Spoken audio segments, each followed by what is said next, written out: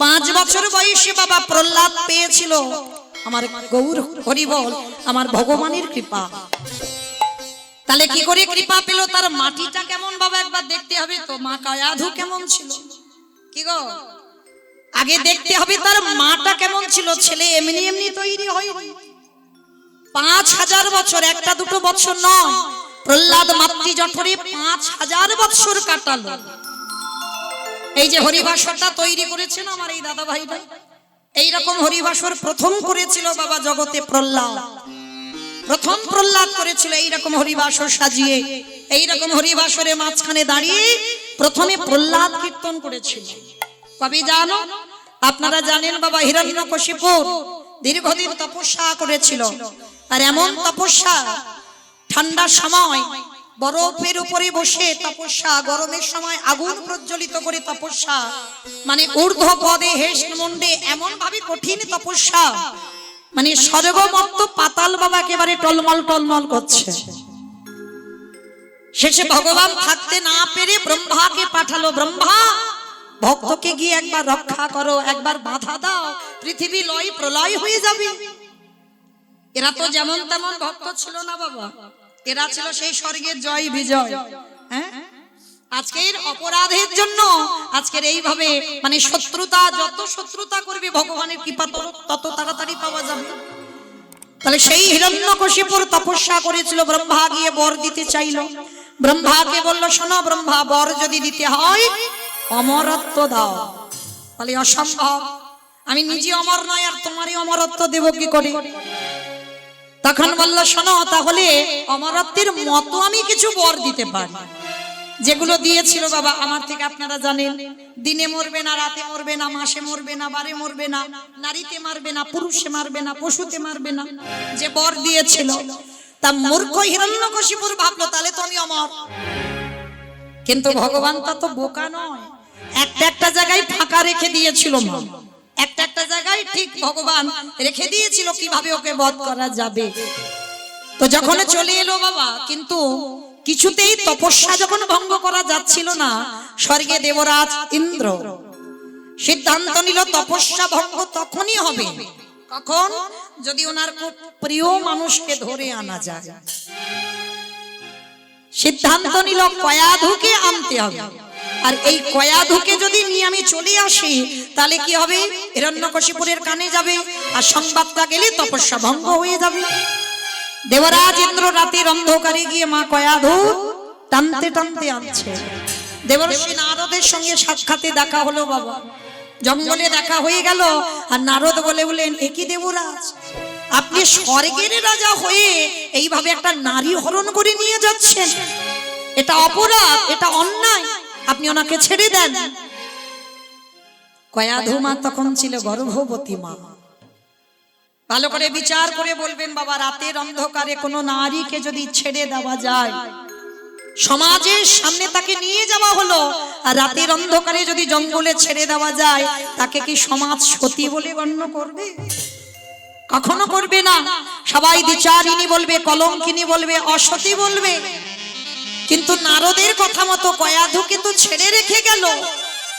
কিন্তু কয়াধু বা নারদের চরণ দুটো ধরে বলেছিল, হে দেবর্ষি, এই যে আমাকে আমার ঘর থেকে নিয়ে আসা হলো, এবার যদি আমার ঘরে ফিরে যাই সবাই আমাকে দ্বিচারিণী কলঙ্কিনী বলবে, তাহলে আমি থাকবো কোথায় বলে দেন।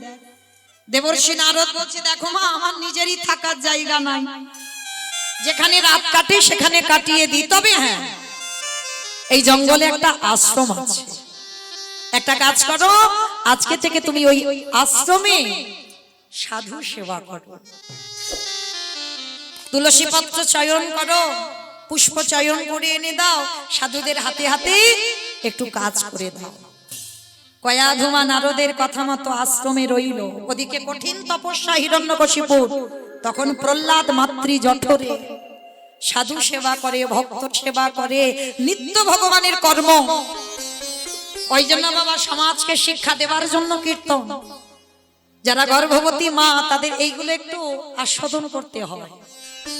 তুমি যেমন হবে, যেমন আচরণ করবে, যেমন চলবে, তোমার গর্ভের সন্তান ঠিক সেই পথে ধাবিত হবে। মা যা আহার করে সন্তান তাই আহার করে, মার চলাফেরা যেমন হবে ছেলে মেয়ের উপরেই পড়বে। যদি বলো এটা আমার মুখের কথা, বিশ্বাস করতে হবে না, তার প্রমাণ তো বাবা মহাভারতে অভিমন্যু। মা যা শুনলো ছেলে তাই শুনলো, মা ঘুমালো ছেলে ঘুমালো, তার একেবারে উজ্জ্বল প্রমাণ। তাহলে মা যা খায় সন্তান তাই খায়, মা যা শোনে সন্তান তাই শোনে, আর মা যখনই ঘুমায় সন্তান গর্ভে তখনই ঘুমায়। এর প্রমাণ অভিমন্যু মহাভারতে। যদি মা ওই না ঘুমাতো, সুভদ্রা যদি না ঘুমাতো, তাহলে কি বাবা এইভাবে চলে যেতে হতো অভিমন্যুকে 16 বৎসর বয়সে। কতটুকু ছেলে ঘুমালো বলেই তো চক্রব্যূহে ওই আগমের কথাটা জানলো, কিন্তু নিগমের কথাটা শুনলো না, যার জন্যই তো কুরুক্ষেত্রের মাঠে প্রাণটা চলে গেল। এর জন্য জগৎকে সমাজকে শিক্ষা দিতে হয়, প্রত্যেকটা মায়ের কর্তব্য গর্ভের সন্তান নিয়ে তোমার চলাফেরা, তোমার আচরণটা যেন ঠিক ঠিক হয়, সেই রকমই হবে সন্তান। তা এইবার মা কয়াধু গর্ভবতী মা পূজা অর্চনার কাজ করে, সাধু সেবা করে, ভক্ত সেবা করে, বৈষ্ণব সেবা করে নিত্য। কিন্তু প্রতিদিন কয়াধু মা কাঁদে, প্রতিদিন কাঁদে। একদিন দেবর্ষি নারদ প্রশ্ন করলেন, মা কয়াধু তুমি কাঁদছো কেন?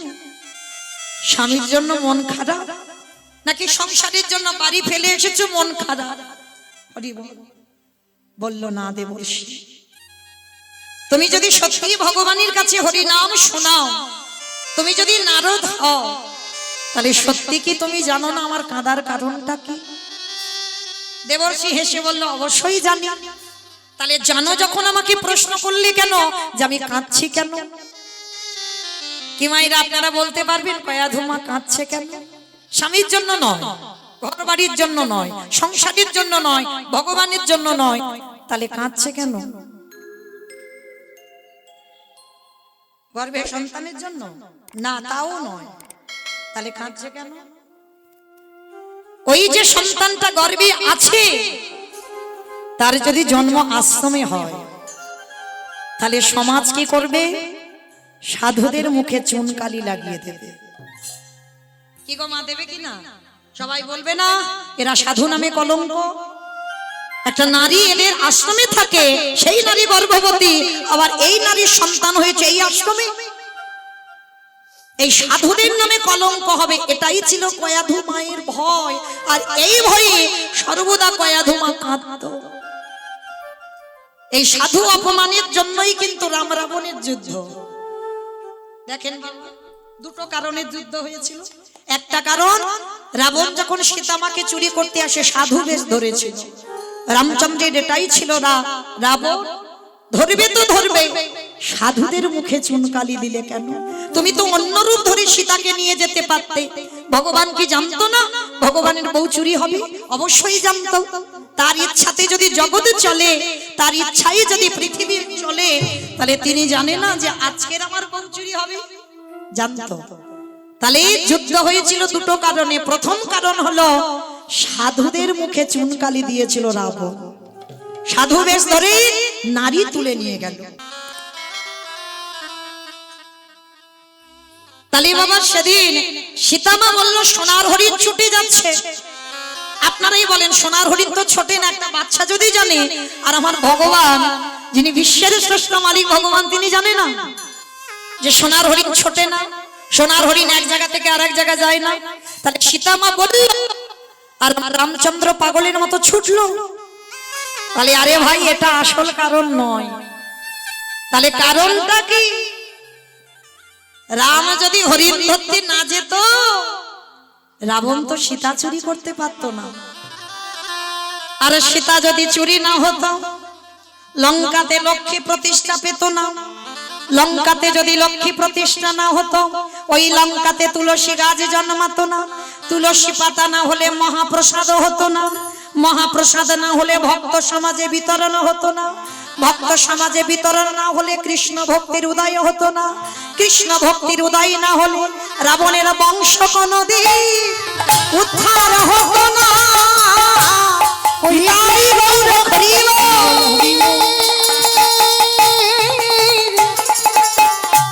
ভক্তির উদয় না হলে বংশ কোনদিন উদ্ধারে হতো না। আস্তে তাহলে মা এইখানে আরো একটা কথা জানা গেল, যে বাড়িতে বাবা লক্ষ্মী বাস করে না সে বাড়িতে দেখবে হাজার যদি তুলসী গাছ পুঁতে রাখো ও সব তুলসী একটা একটা করে মরে যাবে, কিছুতেই বাঁচাতে পারবে না। যেটা লঙ্কাতে হয়েছিল, সীতামা যতদিন না গেল ওই লঙ্কাতে তুলসী গাছ হয়নি। তাহলে মনে রাখবে, আর যে বাড়িতে চারিদিকে তুলসী বৃন্দাবন হয়ে থাকে সেই বাড়িতেই চারিদিকে বাবা মা লক্ষ্মীর আগমন থাকে, যার জন্য অত তুলসী গাছ জন্মায়।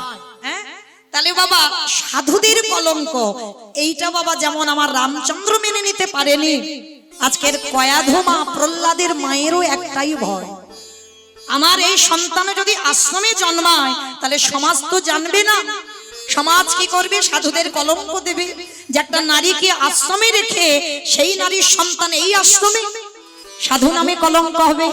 সেই জন্য কয়াধমা রোজ কাঁদে। কিন্তু দেবর্ষি নারদ হেসে বলল, মা কয়াধু, আমি নারদ, আমার কথা হয় নারদ, সত্যি যদি আমি ভগবানের ভক্ত হই আমি তোমার মাথায় হাত দিয়ে আশীর্বাদ করলাম, ওর বাবা যতদিন না তপস্যা করে ফেরে এ সন্তানের ততদিনও ভূমিষ্ঠ হবে। 5000 বছর বাবা তপস্যা করেছিল হিরণ্যকশিপুর, আর প্রহ্লাদ মাতৃ জঠরে 5000 বছর নারদের আশীর্বাদেই ছিল। আর 5000 বছর কয়াধমা সর্বদাই তো ভগবানের আরাধনা, সাধু সেবা, ভক্ত সেবা, ভগবানের কর্ম ছাড়া কিছু করতো না। তাহলে সে ছেলে বাবা ভক্ত হবে না কি গো?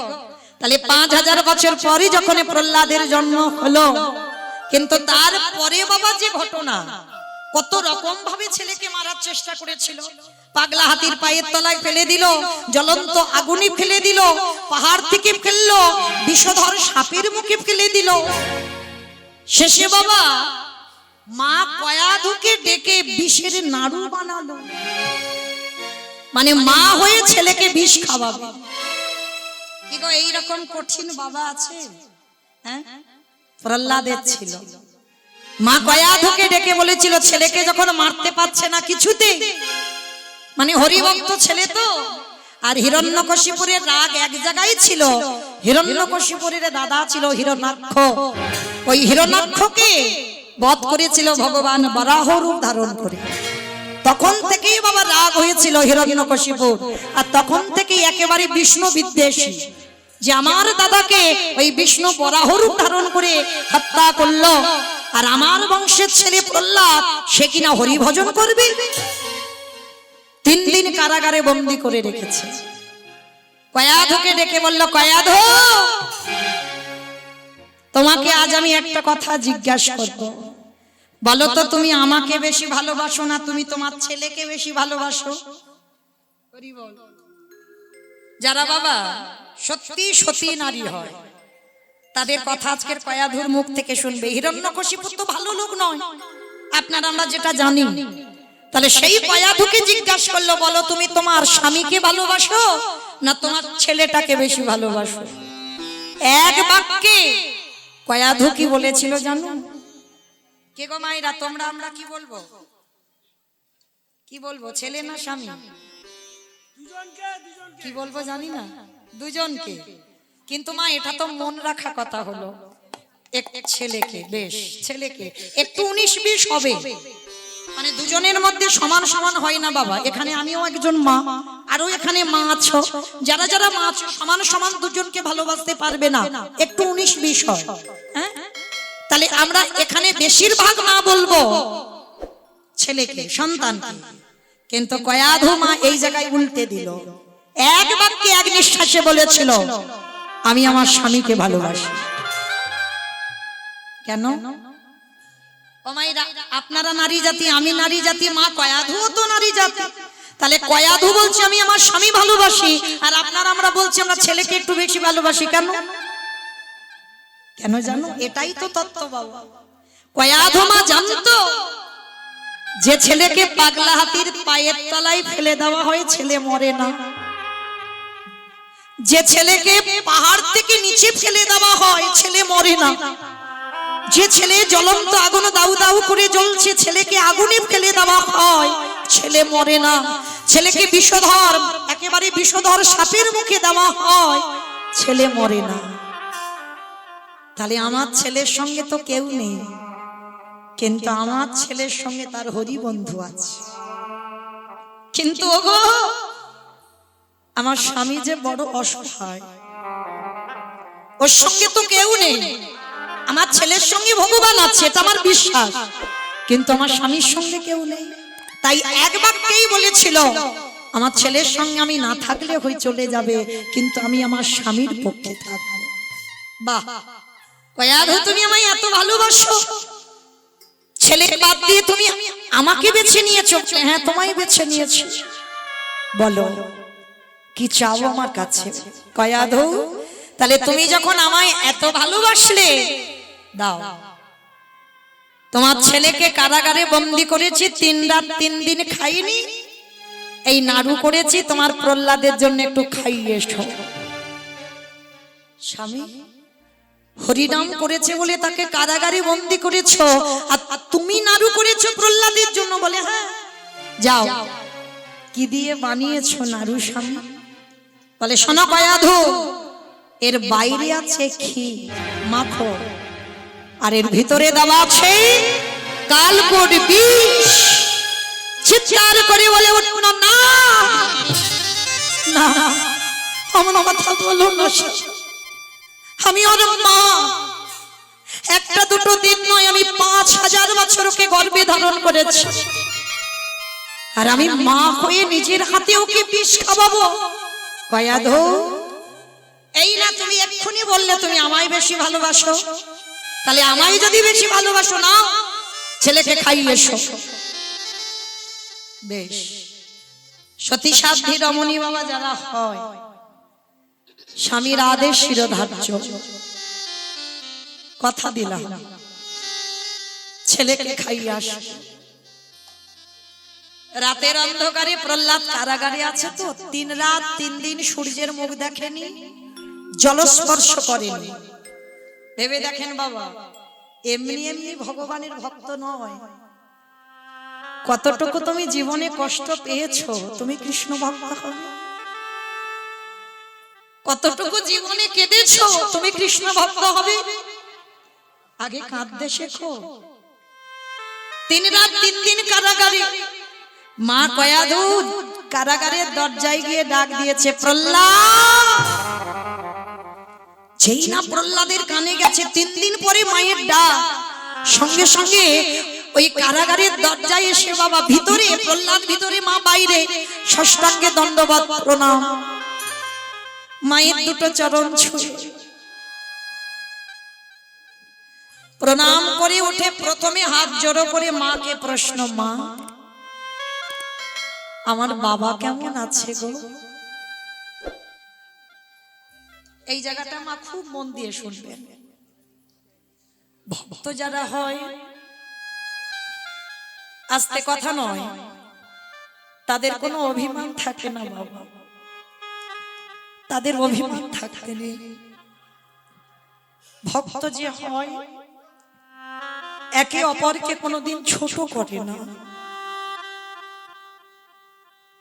প্রহ্লাদ কয়াধুমার কাছে হাত জোড়ো করে প্রশ্ন করলো, ও মামা, আমার বাবা কেমন আছে? কয়াধুমা বলে উঠলো, ওরে তোর কি দিয়ে গড়া, তোর দেহটা কি দিয়ে গড়া? যে বাবা এত কষ্ট দেয়, যে বাবা এত কাঁদায়, যে বাবা এত যন্ত্রণা দেয়, যে বাবা এত কটু ভাষা বলে,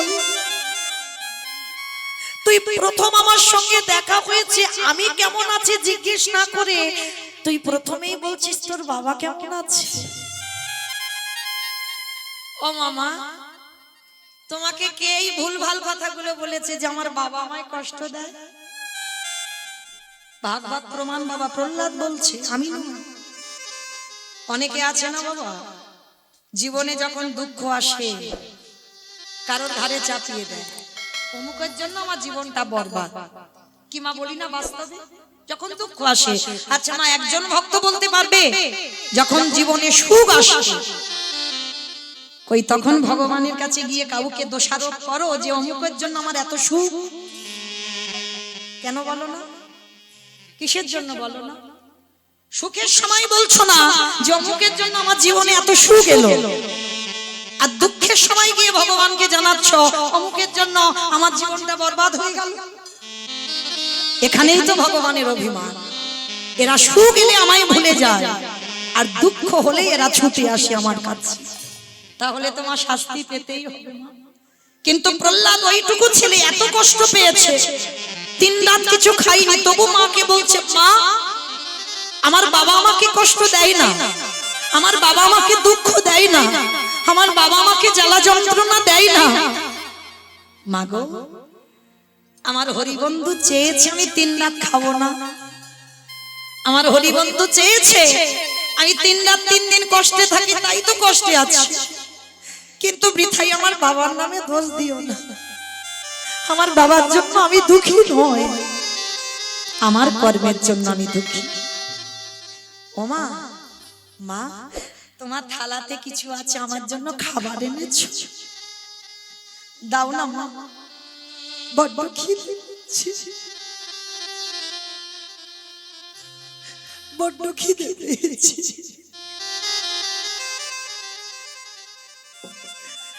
সঙ্গে সঙ্গে নারদ থালাটা কেড়ে নিয়ে বলছে, না না বাবা না, এটা তুই খেতে চাস না।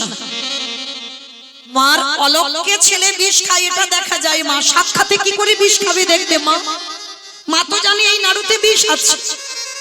না বাবা, এই নাড়ু তুই মা দাও না মা, বড্ড খিদে পেয়েছে, আমি কোনদিন এমন করে খিদের জন্য তোমার কাছে চাই, একটা নাড়ু দাও না মা। মা কয়াধু কিছুতে দেবে না।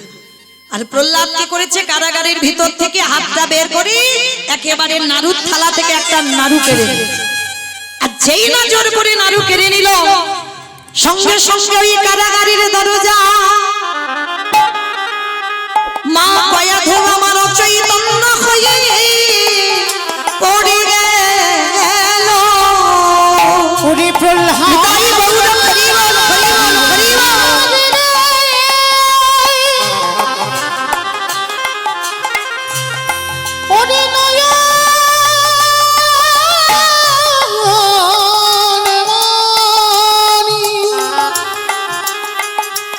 ওরে খোকারে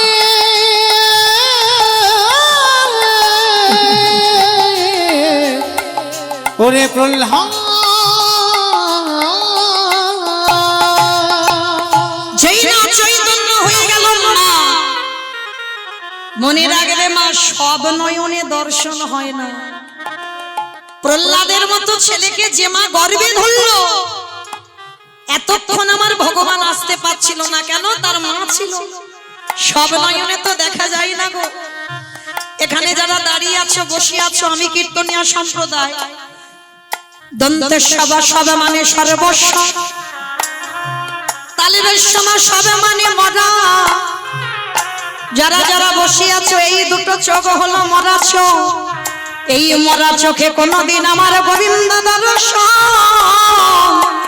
দর্শন হয় না। এই মরা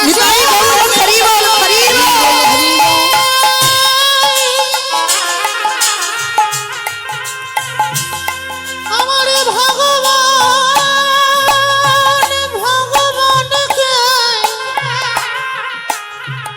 কোনদিন দর্শন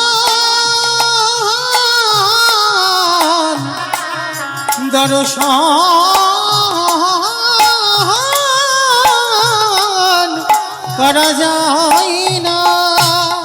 যেই না কয়াধু অচৈতন্য হলো, অমনি চেতন সত্তা ভগবান ওই কারাগারের দরজার ভিতরে সবে প্রহ্লাদ খিদের জ্বালায় নাড়ুটা বদনে দেবে, পিছন থেকে ভগবান এসে হাতটা চেপে ধরলো। প্রহ্লাদের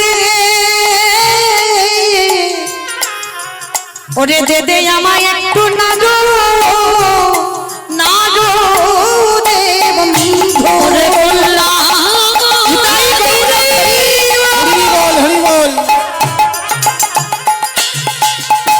আমায় দেবে একটু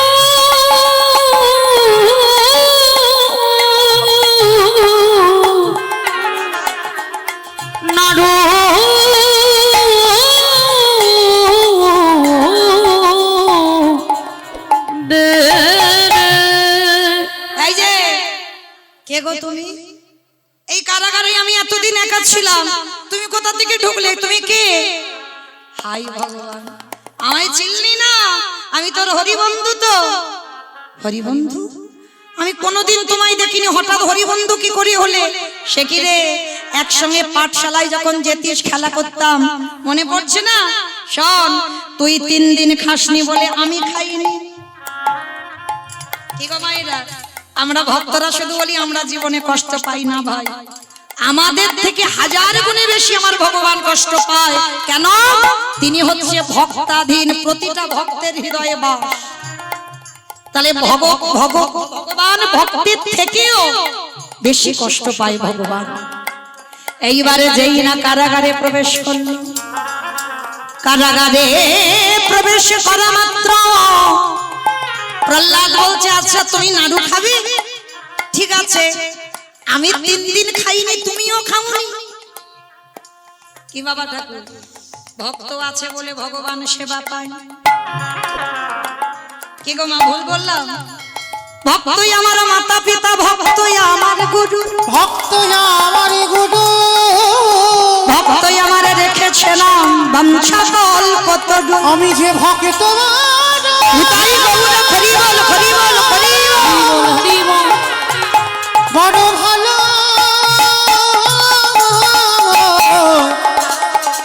ভালো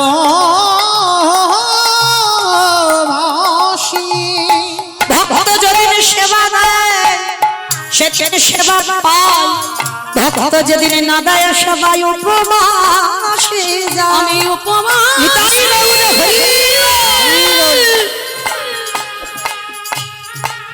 আমি উপবাস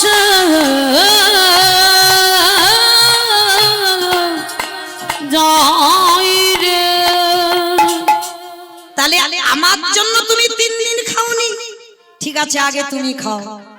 কি গো মায়েরা, ভগবান আমার কত করুণা সিন্ধু, কত করুণাময়, কত দীনতার প্রতিমূর্তি আমার ভগবান। প্রহ্লাদের কাছ থেকে নাড়ুটা নিল, ভিতরে যে কালকুটি বিষ হিরণ্যকশিপুরে দিয়েছিল ভক্তের জন্য, ভগবান সেই বিষ আহার করল। কি গো মায়েরা, আর কি চাও ভগবানের কাছে? আর কি চাও? ভক্তের জন্য ভগবান বিষ পর্যন্ত খায়, এর থেকে আর বড় পাওয়ার কিছু আছে? সমস্ত বিষ আমার ভগবান খেয়ে নিল, আর বাইরে ওই মাখমার খিটটা নিয়ে প্রহ্লাদকে খাওয়াচ্ছে। খা, আমি খেয়ে নিয়েছি, তুই আবার একটুখানি খা। হরি বল। মরল না তো, বাবা মরবার জন্য পাঠিয়েছিল। সকালবেলা দেখে না দিব্যি ছেলে বেঁচে আছে, কিন্তু দর্শন পেয়ে গেল এক প্রহরী। রাতের অন্ধকারে ওই কারাগারে যেন একটা জ্যোতির্ময় আলো, সাক্ষাতে দর্শন করলো এক প্রহরী। হিরণ্যকশিপু সকালবেলা প্রহরীকে ডেকে বলল, প্রহরী, ছেলেটা মরেছে, সকালবেলা ফেলে দিয়া। মহারাজ, কে বলেছে ছেলেটা মরেছে? গিয়ে দেখবে, চলো। কি দেখবো? প্রহ্লাদ গিয়ে দেখছে সেই কারাগারে হরি ভজন করছে। হিরণ্যকশিপু, ছেলেকে বিষ খাওয়ালাম তবু বেঁচে আছে, কি করে বেঁচে আছে? প্রহরী বলল, মহারাজ এবার আমায় বিদায় দাও, আর প্রহরীর কাজ আমি করব না। কেন প্রহরীর কাজ করবি না কেন? মহারাজ, যার চরণ পাবার জন্য যোগী গানে যোগী পাই না, মনি গানে মনি পাই না, ধ্যানী গানে ধ্যানে পাই না, ব্রহ্মা ব্রহ্মলোকে পায় না, ইন্দ্র ইন্দ্রলোকে পায় না, শিব শিবলোকে পায় না। সাক্ষাতে আমি দর্শন করলাম কারাগারে তাকে, তাই দর্শন করার পর আমি আর এই প্রহরীর কাজ করব না। চিরদিনের মতো আমি যখন তাকে দর্শন পেলাম, আমি তার নাম করবার জন্য এখানে থেকে রওনা দেব। ওগো মহারাজ, তাই গৌর হরি হিরণ্যকশিপুরে দাঁড়িয়ে দাঁড়িয়ে কাঁদছে। হতে ভগবানের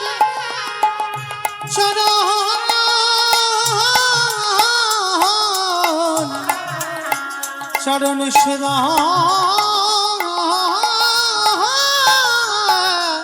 করিব। প্রহরী বলছে মহারাজ আমি সাক্ষাতে দেখলাম ভগবান প্রহ্লাদকে খাওয়াচ্ছে আর নিজে বিষ খাচ্ছে, নিজে দেখেছি। দাঁড়িয়ে দাঁড়িয়ে হিরণ্যকশিপুর কাঁপছে।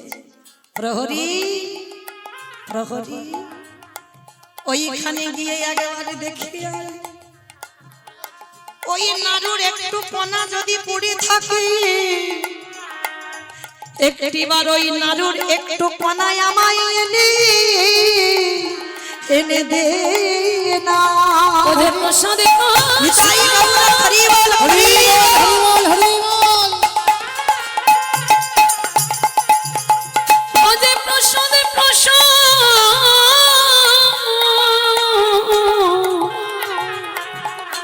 ও সে মহা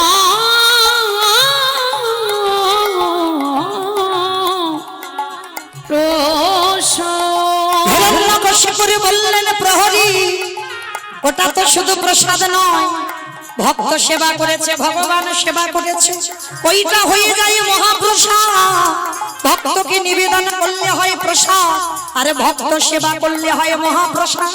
আমার প্রহ্লাদ যখন ওই প্রসাদে সেবা করলো, ওই মহাপ্রসাদ একটু আমার জন্য যদি কণা লেগে থাকে আমায় এনে দেবা। ওরে প্রহরী গৌর হরি বল।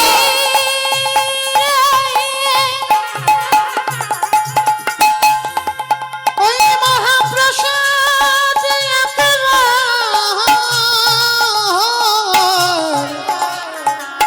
আমায় এনে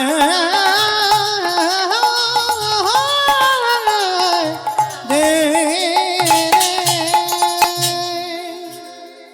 হিরণ্যকশিপুরের চৈতন্য হলো। তাহলে বাবা এইটুকু জায়গায় আমরা আস্বাদন করে কি বুঝলাম? ভক্তি যার কৃষ্ণ তার সর্বশাস্ত্রে কয়, ভক্তি না থাকিলে কৃষ্ণ দেখিও বা কি বা হয়।